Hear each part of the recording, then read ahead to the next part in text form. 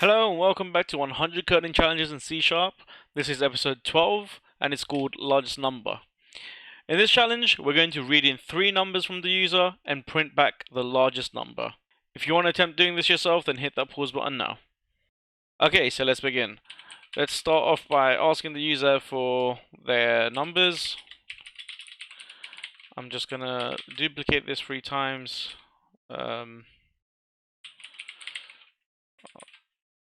Can't type, actually, because I am lazy. And then we'll store each of these values into an integer variable. So we're going to convert .to int32 on the console.read line. There we go. And I'm just going to copy that, paste. Second number, third number. Okay, so now we've got our 3 numbers.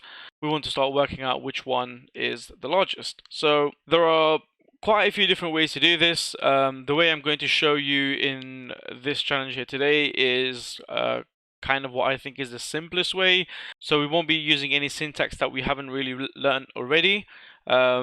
The only thing I am going to show you is how to do nested if statements. It's pretty self-explanatory, but we'll see it in action here today. So first thing we're going to check is if the first number is greater than the second number. We're not going to just output something in here. We want to say that if the first number is then greater than the third number,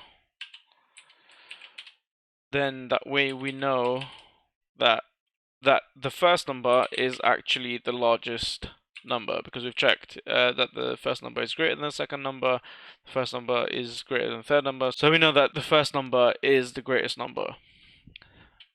We're also going to have an else in here to say third number, because now that we've checked that the first number is greater than the second number, we know that if the first number isn't greater than the third number, then the third number is the largest number.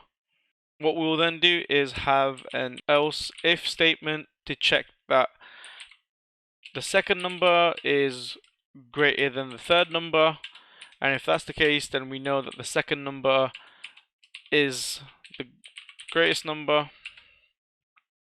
So at this point, what we've checked is if the first number is greater than the second number, and if that's not true, then the second number is greater than the first number. So then is that second number greater than the third number? And if it is, then that's obviously the largest number. And then lastly, if the first number isn't greater than the second number and the second number isn't greater than the third number, that means that the third number is the greatest. There we go. Okay, so if we run that, enter in a number, let's say 1, 2, 3. It gave me 3 back. Let's run that again. We'll do 3, 2, 1. Still gives me 3 back. Now let's put 3 as the second number. So let's do 1, 3, 2, and we still get 3 as the output that comes back. So there you go. It's still not a super hard challenge, but I hope that this one got you guys thinking a little bit more about the logic of your code. So I hope you enjoyed it. Let me know how you got on in the comment section below. Hit that thumbs up button and subscribe for more videos like this, and I'll see you guys in the next one.